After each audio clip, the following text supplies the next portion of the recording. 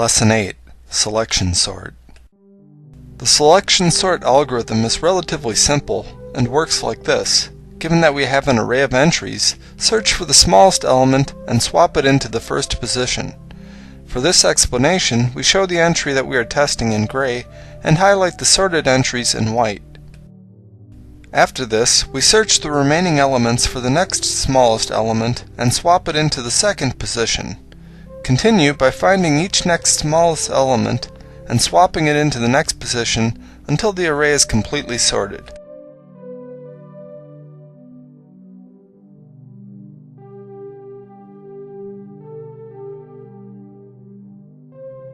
That's a quick overview of the algorithm. Now we'll look at the algorithm in more detail and show how it works on actual data. We begin with an array of sortable entries. For simplicity, we use an array of integers. To perform the selection sort, we will need an extra integer to store the index of the smallest entry that we have found so far. To make this clear, we will use an arrow to indicate the entry as well.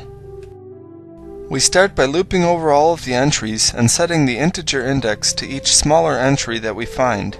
Once we reach the end of the array, the integer holds the index of the smallest entry in the array. So we swap it into the first position to get our first sorted element.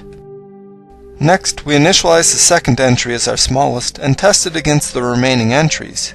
When we reach the end, our second smallest entry has been selected, so we swap it into the second position. We continue this procedure for the third smallest entry and so on until we reach the end of the array.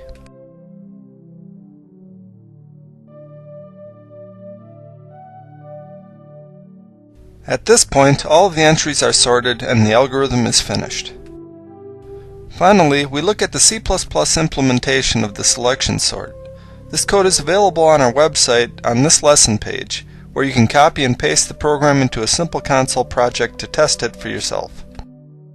First, we have a print array function that we call just to output the array so that you can see what it looks like before and after we sort it. This code is straightforward and just loops over the entries of an array and prints them with 2 spaces between each entry. In the main function, we declare an array of 7 integers to test our sorting algorithm. We declare an int to hold the length of the array. Then we call printArray to output the unsorted array. After this, we have the selection sort code. This code begins with the loop over the entries of the array. This loop is used to select each next smallest entry in the array and swap it into its position. Inside the loop, we declare an integer called smallest that we use to hold the index of the smallest remaining integer. By default, this index is initialized to the first remaining unsorted entry. Next, we loop over the remaining entries to find the index of the smallest remaining entry and set the index smallest to it.